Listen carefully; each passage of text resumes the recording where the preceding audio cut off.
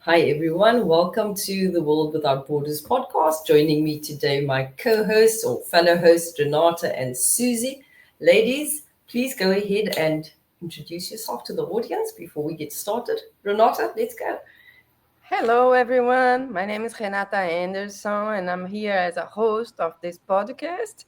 And I would love to invite you to subscribe, to like, put your comments, and also suggest us some new episodes. So that's what you want to listen for us from us. Yes. Hello, Cool. Thank guys. you. Hello, guys. My name is Susie, and I'm a host and podcast in this wonderful, host in this wonderful podcast.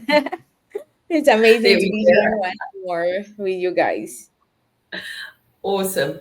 Thank you, Susie. And I'm Megan, based in Cape Town, and looking forward to doing this episode with all of you. So, guys, today I thought there's something that we need to be chatting about. And this is something that most people are not very happy to be chatting about. But let's tackle that money issue. So, um, let's approach money differently. And I think let's start off chatting about how each of us see and have experienced and lived with money up to this point. And let's rethink money in this episode. So I'm not going to give you any information about where the conversation's going, but to start off with, I want to hear, Renata, when you were growing up and up to this point, what is your relationship with being with money? How do you work with money? Do you think you work well with it? Give me some insight into you and money. I think my relationship with money changed a lot through the time. It depends on when in my life I have a different relationship. When I was a kid, not. I was raised in a wealthy family, so it was it was good to have money, Yeah. but up until when I finished my college, that my father lost his company and everything, and then it was when the shift started. But let's start that in another question. Yeah. Okay. Thanks, Renata. Susie, how about you? I when I was like home with family, I managed my money very badly. I can say that here because I wasn't responsible at all. All I liked was shoes and bags, so I also well on that. But there was a great shift when I had to go and travel and study abroad because like parents weren't there all the time to like ship you money. They were in the bank. So you Yes. had to figure out how to be responsible. And then it was the game when you live by yourself. So you are becoming more responsible because at the end of the month you cannot call your mother. It's like mom, pay for the rent. No, you're like an adult by yourself. You have to pay your rent, take care of yourself, which is a lot of things which I didn't know Yeah. about a very lady life. Yes. So yes.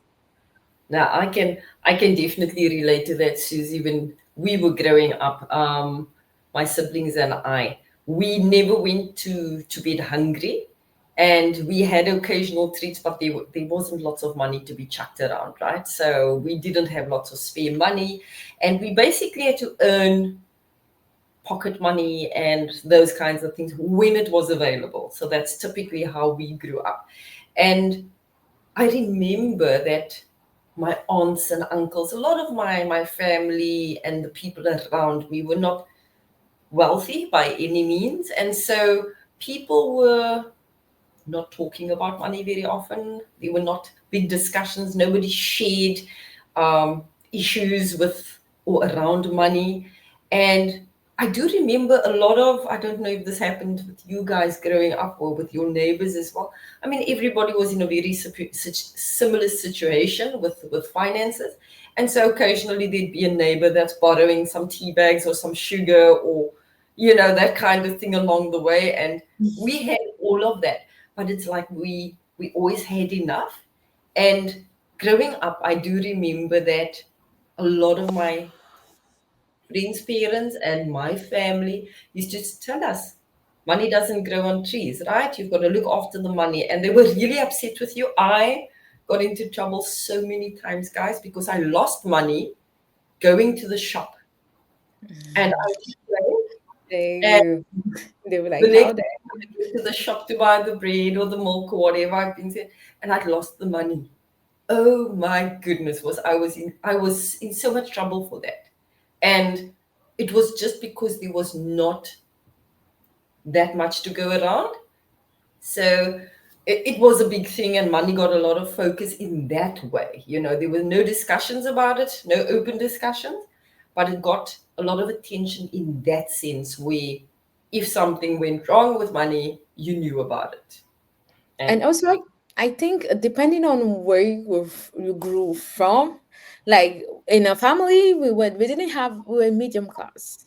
I cannot yes, say what part that I'm lying. We're middle class living in a huge house with a lot of people. So because we were so many, money is not something you can just like go get anytime you want unless you're the favorite child as me. yes, like But you, yes, like it doesn't like really work like that. So we had like an allowance. You didn't have to earn your allowance. You had it anyway, whether you work or don't work. This is something you had, and then from there you know that okay, I have 500 francs, for example, a day. So I know that the transport have to come out from there. I have to eat from there, and then I have to go home. So we always had that. I think our family yes, did a great job in providing the free minimum you need and putting some little extra there if you're like you do well at school and all these bird money. They didn't tell us how to use money till you yeah, had to figure it out way later in life when you live by myself. And I was like, I remember I called my mom. I was like, oh, you lied to me about adulthood. I don't want to be an adult. Can I just not be one? And they were like, no, you have to grow up. I'm like, I don't want to grow up, please. I just want to be in your house. But yes, definitely. yeah.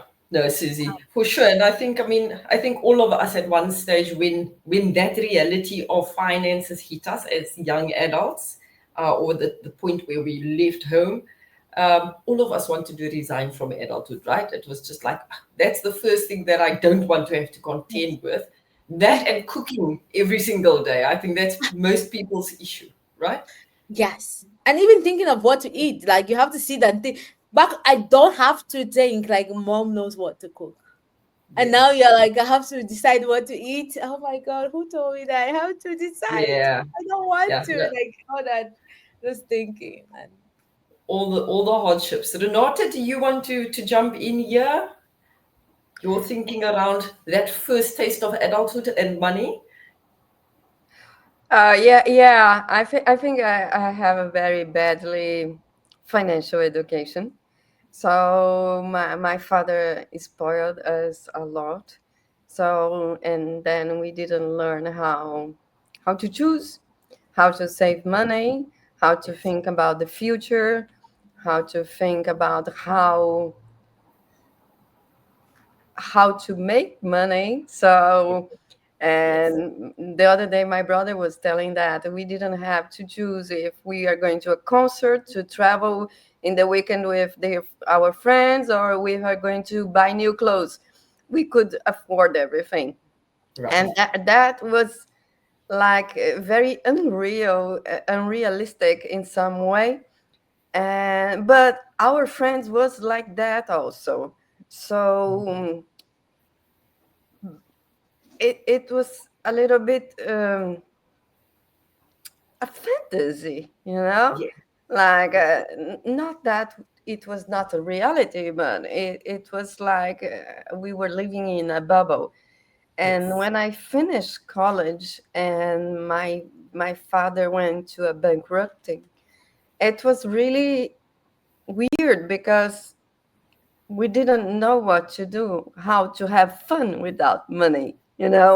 So, okay, if I cannot afford to have the best clothes, where can I buy my clothes? So, Yes. if I cannot go to the best restaurants, where can I have a good meal for a good price?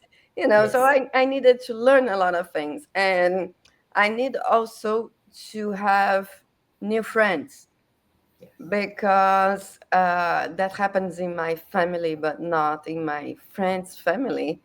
Mm. And so that, and then I have like a toxic relationship with money, that I say, okay, it's good to have money, but when you don't have it, it's so bad that I don't Yes. want money anymore in my life. So Okay. I break up with money. And then it was when I decided to live in Amazon with the indigenous community, because there was no money, no Yes. money, like I used to sleep in a hammock, so I needed two trees to tie my hammock.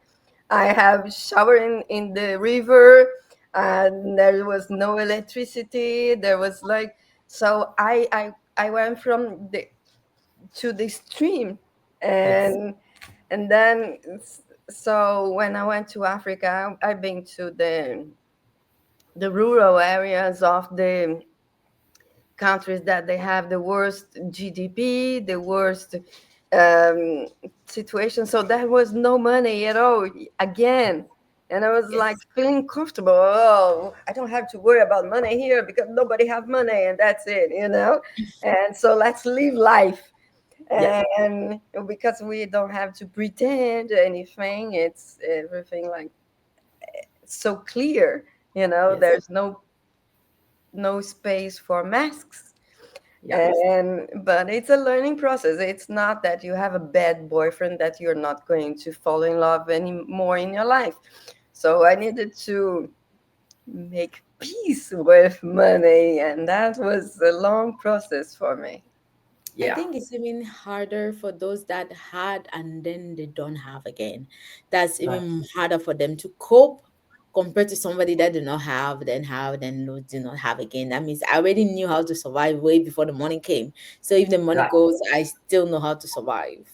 So I think Yeah. it's Correct. harder to adapt to a world where there is not when you're used to a world where there is actually font all the time. For sure. No, I tend to agree with you, Susie. And Renata, you bring up so many valid points there, especially around the fact that, you go to that extreme and you do realize that you can find a way that you can actually survive quite well without money, but it only also happens outside of your usual circle of friends, and it Yes. happens outside of most people's reality. So you were living in the forest and you were living in indigenous Africa, where you could accept that. But where did you go from that point, Renata, after you left that era of work? Where did you go where you first had to encounter the fact that this is a place that I need money for? Where did you go after that? Yeah, I think this experience that my family had was in some way very interesting, because after that, I didn't have this illusion that, oh, I want to be rich because rich people do this, this, this. Rich people have no problems. I knew they have a lot of problems. So I was like, oh, I don't want that. Yeah. And it was hard because in my career, uh, I saw a lot of people compromising a lot of stuff just to grow in their career and to make more money. And that didn't make any sense for me, because I was like, okay, um, what is the point, because I saw a lot of people depressed with money, a lot of people struggling with money, a lot of people without self-confidence because their parents have their money and they didn't know if they were dating someone that loved them or loved the money of their parents. So Right. it comes other kind of struggle, with money too. So I was like, oh, it's a lot of illusion that when we see someone very well dressed, with a good car, with a good house, and we can we can think like, oh, these people is happy, they are happy, they have no problems, they can afford whatever they want. But life is so much more than that. So I was always like proud of my freedom to, okay, I work for who I want to work, not for the money they are going to buy me, that like nobody's Yes. going to buy me.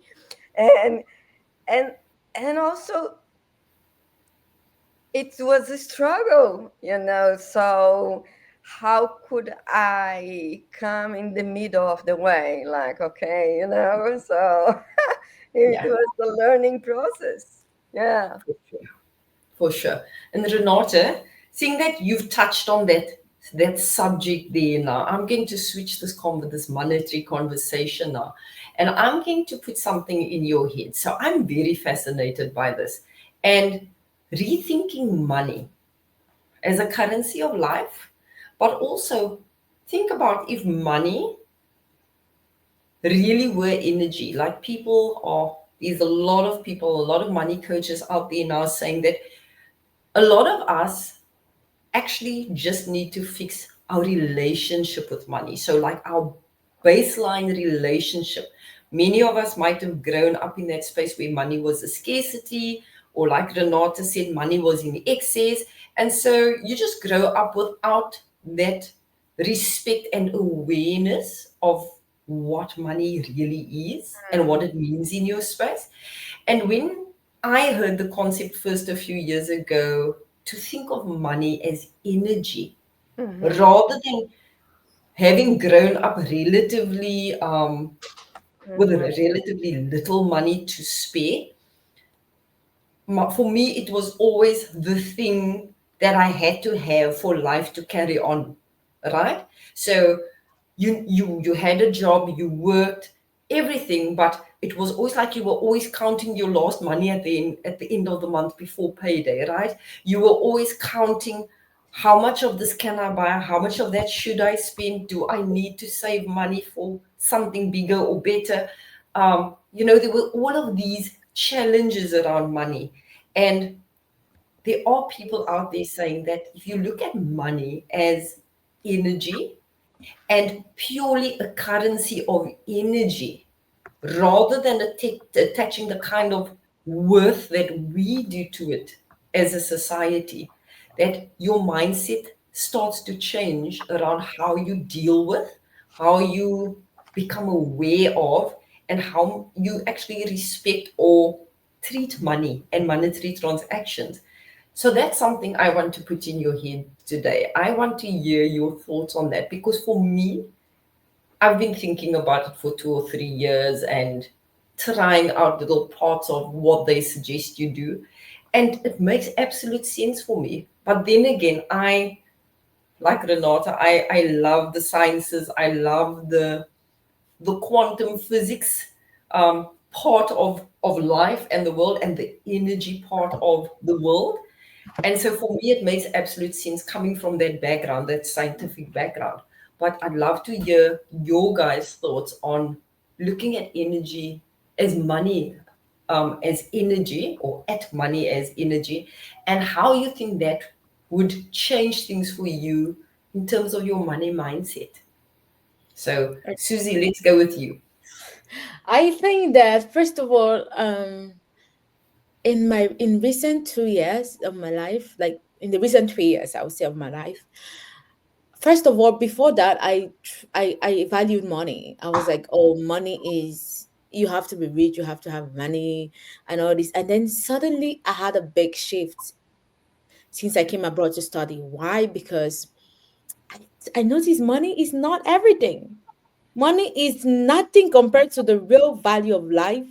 And what is bigger than money is relationship. And because of that, that mindset shift of money being, I am, when I have money, I can call myself a rich person. I said, no, when I have relationship, I can call myself a rich person, because relationship can buy what money cannot buy. And Right. so because of that shift, I stopped placing value, because we're talking about money now. I stopped Yes. placing value on being that person with so much money. I said being that person now with this amount of relationship. And Yes, so yes, money shifted from this high stand to yes, this, you need money. You don't really need money to survive. You need relationship to survive. So I was like, money is just an exchange of, as you see, energy. It's like, this is the money, this is something I have, I need to buy this. And that's right, it. And I stop it there on, like, I don't put the how can I say, the yeah, value on the money itself. right. Mm. So it shifted, and my, but because of that shift also, I do not value how much I spend. That would have been my next question, Susie. It's very interesting that you mentioned that you've made that shift in terms of how you value money. But can I Yes. ask, on a scale of 1 to 10, how do you see yourself in terms of respecting money, for lack of a better word? What is your relationship with money? Does it really, you said it doesn't carry that much weight in your world, or you try and like put it on a lower level? But in terms of when somebody says to you, you need to pay an extra bill, let's say at the end of the month that you weren't expecting, what is your reaction on a scale of 1 to 5? Is it panic? Is it, oh, I know it will happen, I know I'll get it covered, and you don't stress as much about it? Or is it like, okay, that freaked me out because I've got no idea where I'm going to get that money from? So where are you sitting on that scale now? I can say at the three, definitely I'm freaked out, but at the same time I don't care. I'm like, Yeah. any Okay. problem that arises, a solution will arise for it. That is my mindset all the time, is that if this problem arises, a solution will arise for it. If no solution arises for me, then I do my part. I know that at the end of it all, I will do my part and I'll find a Yes. way out. No matter the Awesome. problem, I'll always find a way out. So is there's that shift of, yes, I do spend, but I'm spend with a conscious mind now, Right. knowing that I budget. I started budgeting, Yes. not because I want to know exactly what I spend, or no, just because I want to be able to not lack. So I had Yes. to, like, go in the mindset of, okay, if you don't want to lack, this is how much you have to spend on your Mm. food. I know you don't care how much you spend, but now you have to figure it out. You have to grab it in your mind because you have limited resources. So how can you manage it better? But Yes. that's why I started budgeting, and it's doing good for me. Budget, guys, you have to budget to help yourself Awesome. out. Awesome. Susie and Renata, before I switch over to you, I just want to highlight what Susie said there about the budgeting, because one other thing that I've learned over this period that I've been looking at these different concepts of money is people like typically me would have looked at a budget as the prison, right? That's where all my money gets locked up. And that's the thing that tells me that I never have money, right? But I've also noticed a shift that when you do the budgeting, it's being more responsible about what you have and being able to optimize it rather than just putting it down and going, oh, I know I'm going to have no money left at the end of this budget. So why do I even bother, right? It But also the make mind, you, the shift is important. yeah, it also make you stress free because you know you Exactly. have it. So you don't Exactly. have to stress about it. And one thing that it did for me, it showed me where the big hole was that I was chucking my money away into, right? Mhm. If you budget, you realize how much you're spending on just buying a coffee, a sweet, a chocolate. Just, it's so easy to just grab money out of your pocket or out of your bag and go, yes, it's so and so's birthday. I'm spending so much money on them, unbudgeted, right? Without a thought. And when you start budgeting, you realize, oh no, that's not the way that we're going to do this. We're actually going to think ahead a little bit and go, it's Susie's birthday next month. I've got to work towards getting something for her because that's how I feel. I want to do it. So I think the importance is also having that real perspective change in terms of the budget being a helpful tool rather than the budget being that depression, um, that place of depression where we go once a month. So, Renata, let's bring you in here. Let's have your thoughts. Yeah, I wanna read something from Bob Proctor that it really made me shift my relationship with money. He said that money is only good for two things: money allows us to be comfortable enough, to be creative enough, to give our gifts to the world. And when I understood that, I was like, oh, because money is important, especially when you're struggling. Like, i- i- i- if you need energy to concentrate in healing from a disease and grieving or something, that happens in life, Yes. and you say, okay, I want to grieve in peace, not grieve and still be worried about how I'm going to pay the rent. I Right. want to deal with chemotherapy Yes. in peace, not chemotherapy and how I'm going to pay the rent. Right. When you start to think like more mature and, after struggling in life, is say, okay, it's better that I make peace with money. Yes. Like, okay, let's be friends again, Yes. Yes. because as you said, money is energy, and we, even when we are capable and we are smart and prepared, we can block this energy, Right. and or the money don't come, or they come and just go, And go. and disappear. And you were Right. talking about budget, but it's important to have budget, but I think it's more than that. It's important to have clear uh, the understanding of this energy. I am blocking money, or Yes. am I attracting money?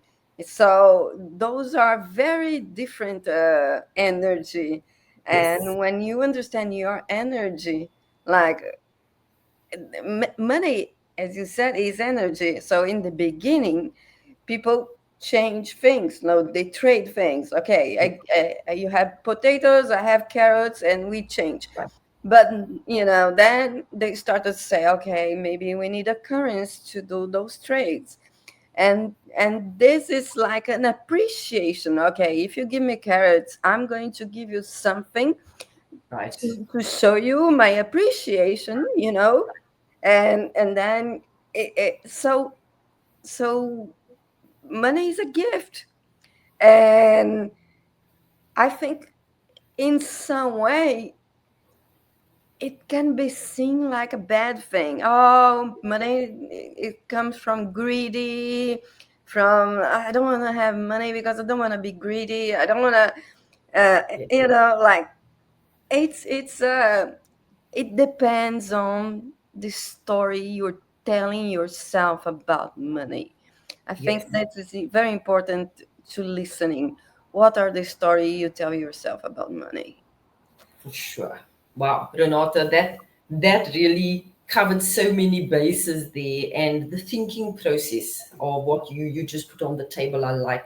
And to add to something you said about, the movement of the money, one of the things that I've heard often over the last few years is that, that tendency Mhm. of people to get that large amount of money and hide it in the bank, or put it somewhere, hide it from others, and not use it, not touch it, right?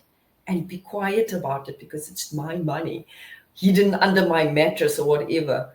It's about blocking the flow. That those are the kinds of activities or thinking processes that actually blocks the money energy, like the free flow of money, the abundance that attaches or should be attaching to money. So it's certainly a big topic in terms of being able to change your mindset and approach money with that very more relaxed Mhm. and sort of free giving attitude than what we grew up with. But I love the fact, Renata, that you've actually embraced it and you swung around between the here and the there. And then when you found your footing, you decided this is the space for me, and that's the movement you follow now in terms of money. And then Susie, the same with you. You've decided this is my truth about money. And this is how I see money and everything related to it, and that's the way I live life. And likewise on my end, yes, I had good jobs. My husband had good jobs, and you know what? it's just one of those things that if you had a good job and you managed to be able to do really good things with your money, good and well on you. You know, you already had part of the recipe sorted out and figured out. But I think to end this podcast, the session for tonight, I think it's just important to put in our audience's head, so all of you watching, give that some thought. Give it some thought about what you would be seeing money as if money were that energy that it's been alluded to be.